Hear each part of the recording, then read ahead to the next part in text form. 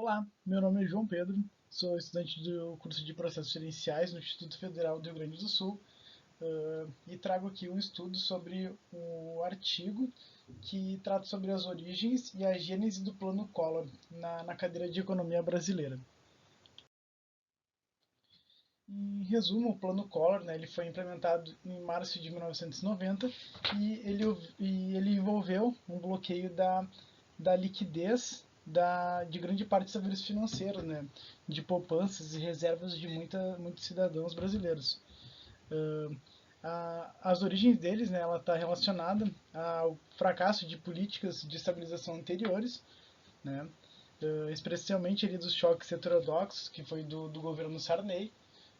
Então esse bloqueio, o objetivo principal dele foi enfrentar, três problemas que foram identificados nos choques anteriores e acabaram não conseguindo ser solucionados, que foi a monetização acelerada, a alta liquidez dos haveres financeiros e a precária condição de financiamento da dívida pública mobiliária.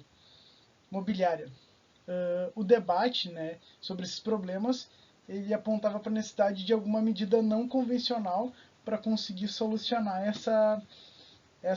esse ritmo que a inflação vinha seguindo, né? O plano, a gênese dele ocorreu na assessoria, de Fernando Collor após a vitória no segundo turno das eleições de 89. Esse projeto, ele foi influenciado e documentado em discussões assistidas por outros candidatos, Ulisses Guimarães, que no momento era o candidato favorito à eleição, e o Luiz Inácio Lula da Silva também, que era candidato nessa eleição. Apesar das diferenças dos candidatos, eles não tinham uma estrutura econômica ali definida e a assessoria deles, de economistas, propuseram esse bloqueio e foi uma política que foi aceita pelos três governos, na verdade.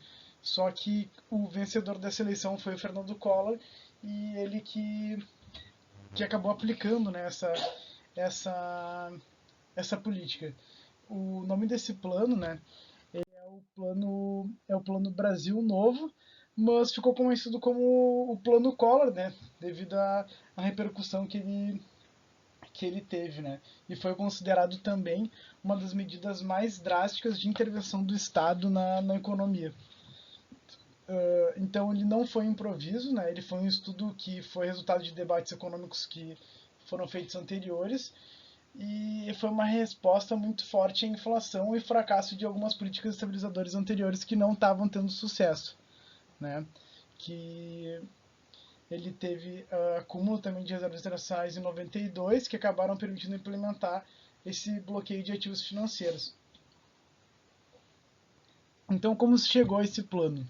Uh, no século XX já havia algumas políticas que adotaram esse sistema como medida econômica e o plano Collor, ele com a relação nessa inflação crônica e as restrições macroeconômicas que estavam tendo em 1980, eles decidiram fazer a utilização desse meio, Essa proposta, ela foi adotada por vários economistas na época, em 1990.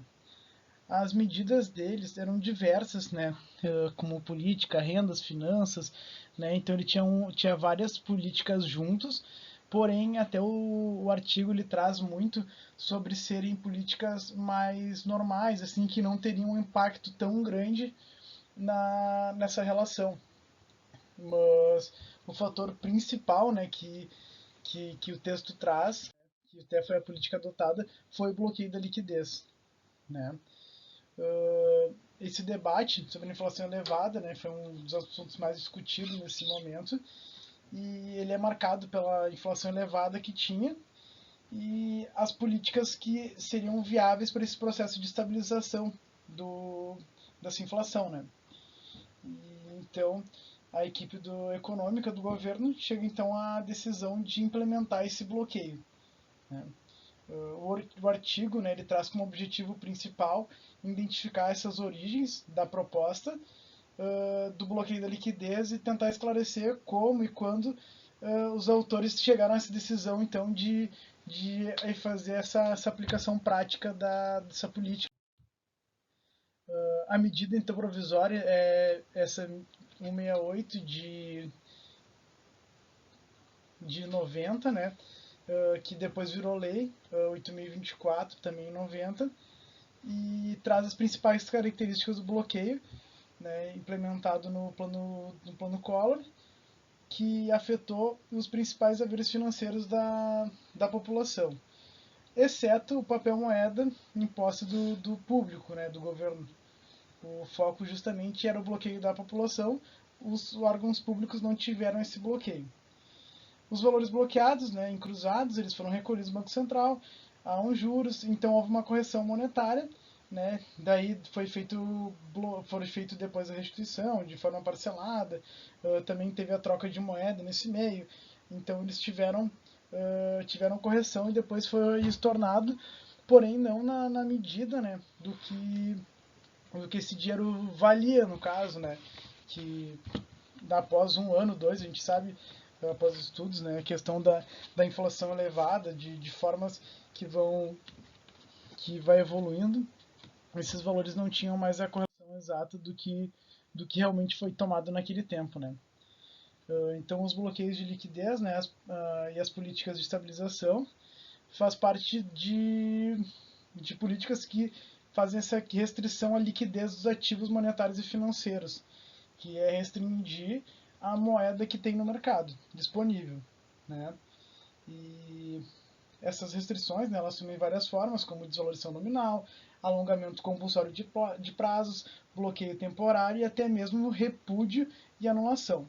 O conceito mais preciso para essas medidas é bloqueio de liquidez, destacando a suspensão do direito de exercício da liquidez dos ativos financeiros, né? Ou seja, o governo ele bloqueia os seus ativos financeiros. A diferença entre tipos de medidas de estabilização, né? Embora essas medidas elas geralmente levem à desvalorização real dos seus retidos, esse conceito de bloqueio de liquidez não inclui casos em que visam medidas apenas de desvalorização nominal, né? Também é importante tratar a diferença entre bloqueio de liquidez e imposto de capital.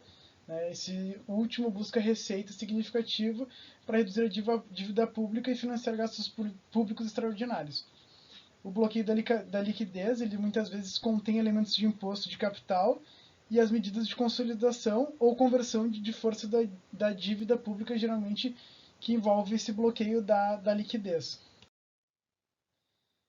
Aqui sobre o bloqueio, né, da liquidez que ocorreu no século XX, tiveram três principais ondas de bloqueio dessa liquidez. A primeira após a Primeira Guerra Mundial, a Segunda Guerra Mundial e a terceira na América Latina na década de 80. Cada onda dessas teve suas próprias circunstâncias, metas e medidas específicas para justificar, né, esse bloqueio.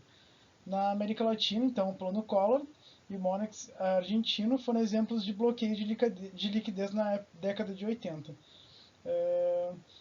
Esse programa, boa parte dele, né, teve em resposta ao financiamento externo, né, e à inflação crônica, que foi um momento que o Brasil pegou juros a valores muito baixos de financiamento externo, porém com indexadores variáveis, né, e aconteceu que esses indexadores, né, devido à crise, eles se elevaram e a taxa de juro extrapolou, o que fez o Brasil ter que tomar alguma medida para poder se financiar, né, e conseguir dar conta de pagar todo esse juro que acabou sendo gerado.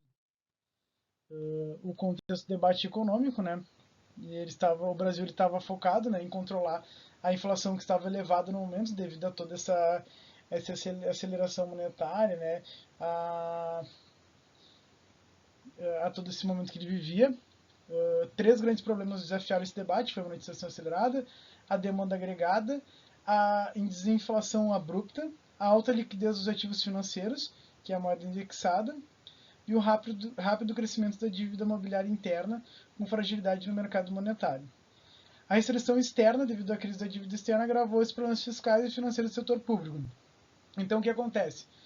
Nesse momento, né, boa parte do financiamento do Brasil acontecia por valores externos, né? Com essa, com essa rolagem dessa dívida externa que o Brasil acabou tendo, acabou parando esse financiamento externo, o que acabou agravando toda a estrutura de economia que eles estavam projetando, que eles estavam trabalhando. Os objetivos desse bloqueio da liquidez, né? Então, o proposto procurava resolver esse problema simultaneamente, né? Na ausência do apoio financeiro externo, eles precisavam achar alguma forma de se financiar e conseguir fazer o pagamento dessa dívida. Os detentores dos ativos foram bloqueados para não utilizá-los livremente, e controlando essa monetização acabava também bloqueando esses movimentos de especulação, né, após a desinflação. Outro objetivo também era viabilizar o ajuste fiscal, né, que depende desse bloqueio da liquidez, devido ao temor de uma fuga de investidores em massa, né? Ou seja, ela acaba tentando manter o dinheiro aqui dentro do país, porque aqui uma economia que está em crise, que está com inflação elevada, não é favorável para investimentos. E, então, evitar que esse dinheiro que estava aqui dentro também do país acabasse saindo e sendo investido em outra economia. A gente tem também a crise do Plano Cruzado, né, que aconteceu em 86, 87, e trouxe à tona a discussão sobre a importância dos juros baixos na política monetária e estabilização, né? Mas, além da discussão disso, foi descoberto também, né, que isso tudo vai além dos juros baixos e que o controle eficaz da inflação é uma tarefa muito complexa. Essa monetização acelerada, esse crescimento exagerado que acabou ocorrendo na demanda agregada, trouxeram problemas de debate econômico para os brasileiros em 1980, né? Que esse aumento de demanda agregada, a monetização acelerada, a moeda indexada, né? Questão da liquidez dos haveres financeiros, o crescimento rápido da dívida imobiliária interna e fragilidade do mercado monetário. Então, com o objetivo dessa proposta de bloqueio da liquidez, a ideia era o que? Conseguir controlar essa monetização, né? E, de certa forma, impedir esses movimentos especulativos e tentar concentrar, né, o dinheiro aqui dentro. Além disso, também viabilizar o ajuste fiscal, ter dinheiro para o governo poder se financiar. E contextualizando, né, a política monetária nesse plano de estabilização, eles estavam na crise do plano cruzado de 86 e 87. Ocorre também a avaliação dos problemas dos juros baixos, né, porque se pensava que a solução seria os juros baixos, porém viram que não é apenas sobre isso que se trata, e a necessidade de definir metas daí para conseguir acontecer a monetização.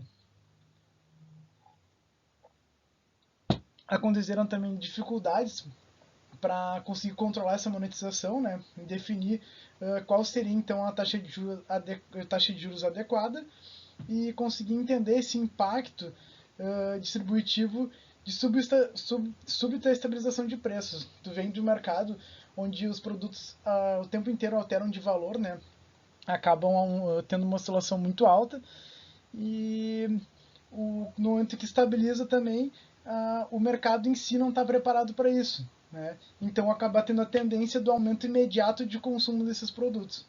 O efeito especulativo e antecipatório do mercado de ativos também acaba ocorrendo bastante, né?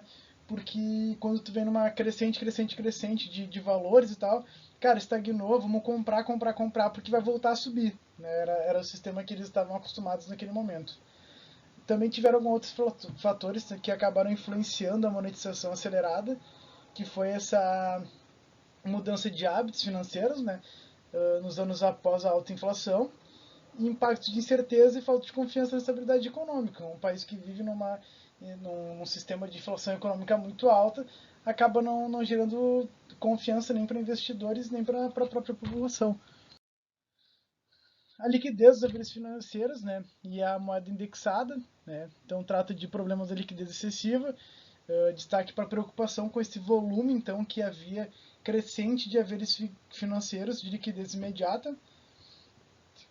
Os detentores de ativos podiam então rapidamente reagir, né, às políticas de estabilização, afetando a demanda pelos bens, serviços e ativos reais reais e de risco, né?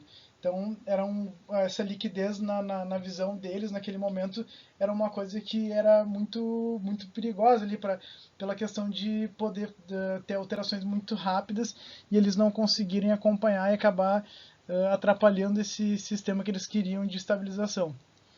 A liquidez dos exportadores também, né?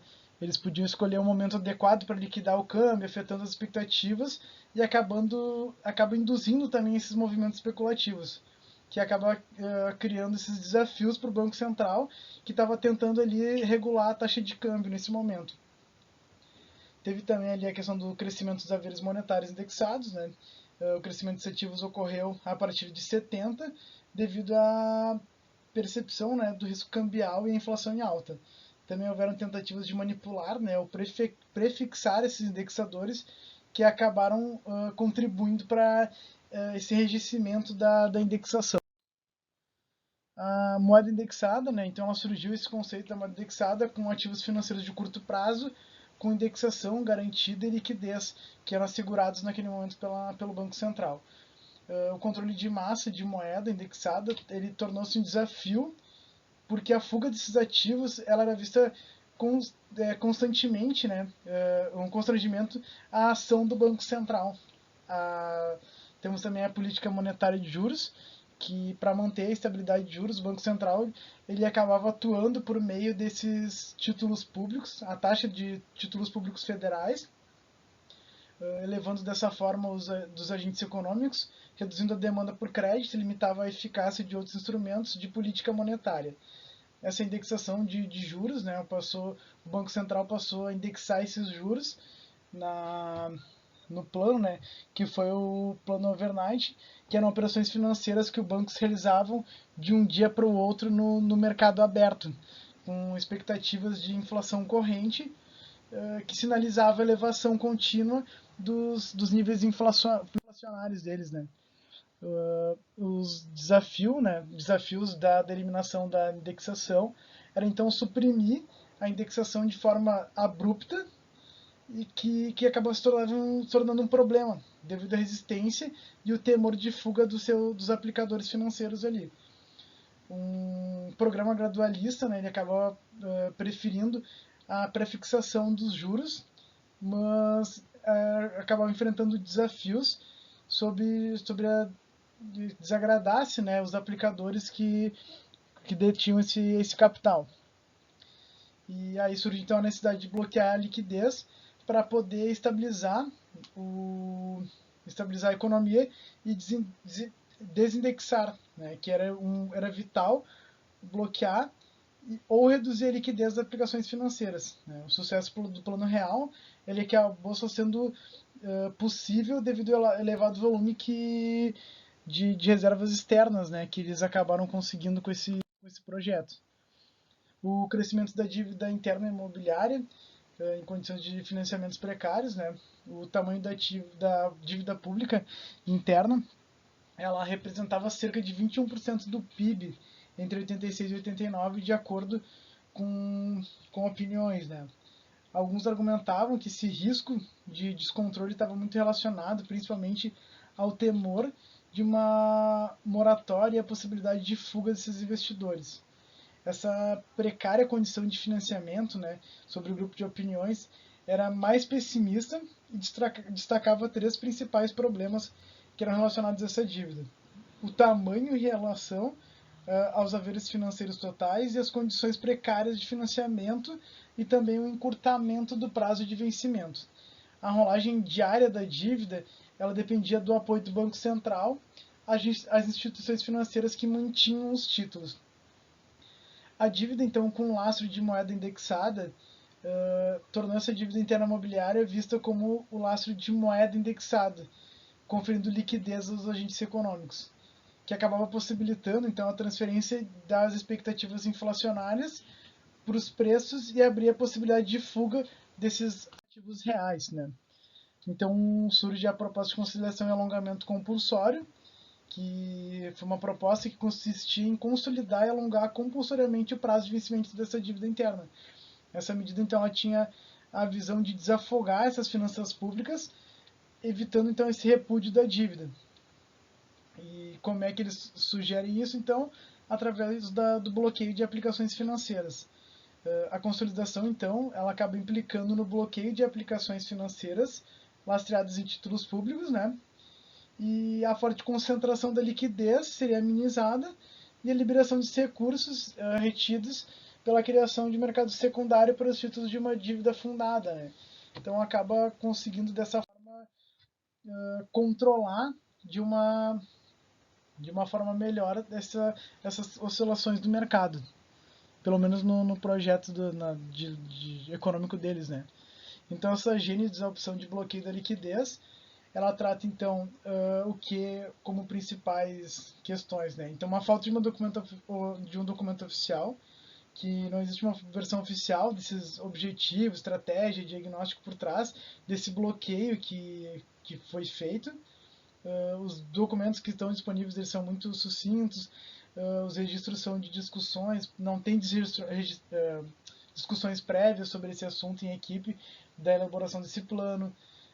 Também houve essa falta também ela foi atribuída a algumas circunstâncias que o plano foi elaborado, mas também na existência de uma matriz teórica única para essa estratégia, né? Esse debate público sobre as questões que o bloqueio da liquidez pretendia enfrentar oferece um quadro suficiente para situar esses vínculos e medidas adotadas e diversas correntes de opiniões naquele momento, né? A equipe também não tinha uma proposta definida para enfrentar a inflação alta, o que discutia a política de estabilidade durante essa campanha era composto por vários membros e a proposta de bloqueio da liquidez foi discutida e adotada após a vitória do segundo turno, né? Porque como a gente conversou lá no início, eles não tinham propriamente dito uma proposta, uma solução para essa questão econômica, então entre os três governos acabou sendo tratado essa política de bloqueio de liquidez, que seria a medida adotada, e eles acabaram seguindo com essa estratégia. O contexto também, né, ele trata durante a campanha eleitoral que surgiram debates sobre essa necessidade das medidas, né, com o confisco desses recursos de cadeia de poupança, declarações públicas eram vistas muitas vezes como estratégias eleitorais. Essa proposta de bloqueio, né, de aplicações, ela foi adotada após essas discussões em grupos econômicos e a proposta, né, ela também se encaixou muito bem com o estilo da campanha do Collor. A campanha do governo Collor, naquele momento, ela teve um apelo muito forte para a questão de que eles implementariam medidas drásticas de combate à inflação, né? Só que, obviamente, né, não se pensava que seria nessa dimensão. Mas a proposta foi feita de ser medidas drásticas e ela foi realmente feita, né? A falta, então, essa proposta ela foi desenvolvida com base em análise do caso brasileiro, sem mencionar estudos e expectativas anteriores, de bloqueio de liquidez como o Plano Bonex da Argentina.